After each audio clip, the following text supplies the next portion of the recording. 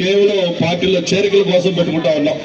అంటే ఎంపీపీలు, జెడ్పీటీసీలు, సర్పంచులు, ఎక్స్ ఎంపీపీలు ఇట్లా మొత్తం చూసుకుంటా పోతే ఎదుగో సోదరులు అక్రమ వెంకటరావు గారు కూడా అంటే 5 సంవత్సరాలు పార్టీ ఇన్ఛార్జిగా చేసి, అలాగే ఈస్ట్ లో కంటెస్ట్ చేసి వైఎస్ఆర్సీపీ పార్టీ ఎమ్మెల్యేగా, అంతేకాదు విఎంఆర్డీఏ ఏదైతే అర్బన్ డెవలప్మెంట్ అథారిటీ ఉందో దానికి చైర్మన్ గా చేసి అంత సీనియర్ మోస్ట్ నాయకుడు కూడా ఈ రోజు మొన్న తెలుగుదేశం పార్టీలో జాయిన్ అయ్యారంటే ఈ రోజు వైఎస్ఆర్ పార్టీ పరిస్థితి ఏదైనా అర్థం చేసుకోవాలి. ఇంకా కొంతమంది కూడా ఈ రోజు పార్టీలో జాయిన్ అవుతా ఉన్నారు. మొత్తం దేవుడు చిన్న పార్టీ అందరూ వచ్చిన వీళ్ళందరూ కూడా ఇప్పుడు మన మీటింగ్ తర్వాత జాయిన్ అవుతా ఉన్నారు. ఇవన్నీ కూడా ఎందుకు మీతో చెప్తా ఉన్నాం అంటే ఏదైతే ఈ రోజు రాష్ట్రంలో ఉన్న పరిస్థితి చూస్తా ఉన్నాం. ముఖ్యంగా ఈ ప్రభుత్వం 2019లో ఒక్క ఛాన్స్ అని చెప్పి ఆ రోజు జగన్మోహన్ రెడ్డి పాదయాత్ర చేసి రాష్ట్రం మొత్తం తిరిగినప్పుడు ప్రజలందరూ కూడా నమ్మారు. నిజమే కదా, రాజశేఖర రెడ్డి కొడుకు ఒక ఛాన్స్ అవకాశం అడుగుతున్నాడు ఇద్దామని చెప్పని గతంలో ఎన్నడూ లేని విధంగా భారీ మెజార్టీతో జగన్మోహన్ రెడ్డి గారిని ముఖ్యమంత్రి చేశారు. 175 నియోజకవర్గాలకి 151 అసెంబ్లీ స్థానాలు, 25 ఎంపీ స్థానాలకి 22 ఎంపీ స్థానాలు, అలాగే 50% పైగా ఓటు బ్యాంక్ తోటి ఒక బ్రహ్మాండమైన విజయాన్ని వైఎస్ఆర్ పార్టీకి ఈ రాష్ట్ర ప్రజలు ఇచ్చారు. రెడ్డి గారు మీకు ఏం చెప్పారు ఒక్కసారి ఆలోచించండి. మద్యపాన నిషేధం చేస్తానని చెప్పారు. సంపూర్ణ మద్యపాన నిషేధం చేస్తే మళ్ళీ మీ ఊర్లోకి వచ్చి ఓట్లు అడుగుతాను నేను అని చెప్పి ఆయన ఆ రోజు ఎన్నికల ముందు చెప్పాడు. మరి ఈ రోజు గ్రామాల్లో మద్యపాన నిషేధం అయిందో లేదో మీరు ఒక్కసారి ఆలోచించండి. నిషేధం చేయకపోగా ఈ రోజు ఒక నాసిరకం మద్యం, అంటే ఎటువంటి నాసిరకం మద్యం అంటే అది పగలంతా కష్టపడి ఏదో సాయంత్రం కొంచెం సేపు తిరుగుదామని ఆ వైన్ షాప్కి వెళ్ళి ఏదో ఒక నిప్పో క్వార్టర్ మందు కావాలని షాప్కి వెళ్ళి అడిగితే వాళ్ళు కోరుకున్న బ్రాండ్ ఉండదు.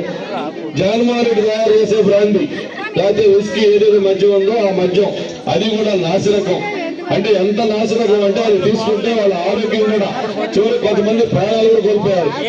అటువంటి నాశనక మద్యాన్ని వాళ్ళు ధరలో ఉన్న అందుబాటులో ఉంచారంటే గతంలో 100, 200 ఈ రోజు 300, 600 రూపాయలు చుక్కలంటే ధరలతో ఈ రోజు మద్యం ఏరులై పడతా ఉంది. మళ్ళీ వాళ్ళు కానీ ఓట్లు అవడానికి వస్తే మనం అందరూ అడగాల్సిన అవసరం ఉంది. ఏమైనా పెద్ద మనిషి ఆ రోజు నువ్వు మద్యపాన నిషేధం చేసి ఓట్లు అడుగుతున్నావు కదా, ఈ రోజు మళ్ళీ ఏ ముఖం పెట్టుకుని ఓట్లు అడుగుతామని చెప్పని ఆయన నిలదీయాల్సిన పరిస్థితి ఉంది.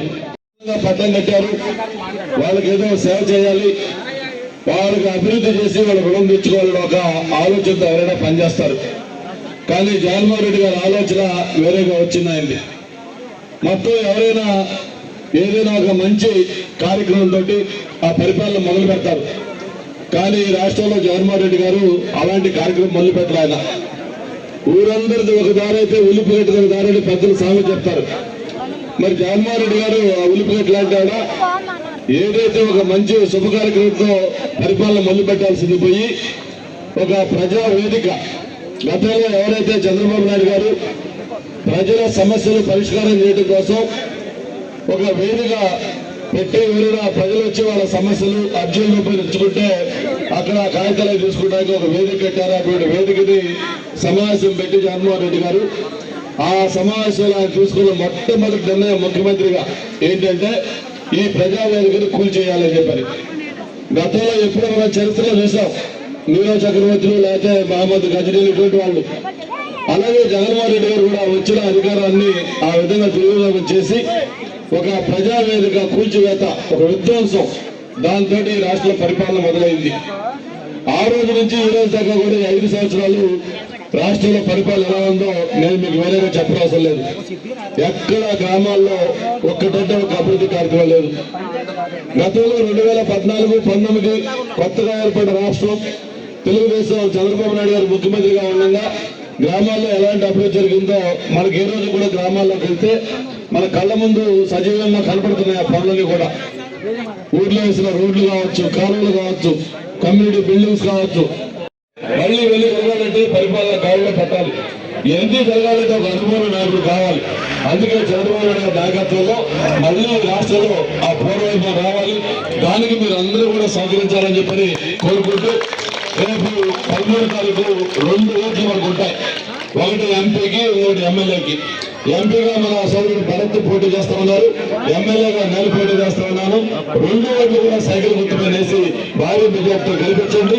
తప్పకుండా మీ అందరూ కూడా సేవ చేసి మీ రుణం పెట్టుకుంటామని కూడా తెలియజేసుకుంటూ మరి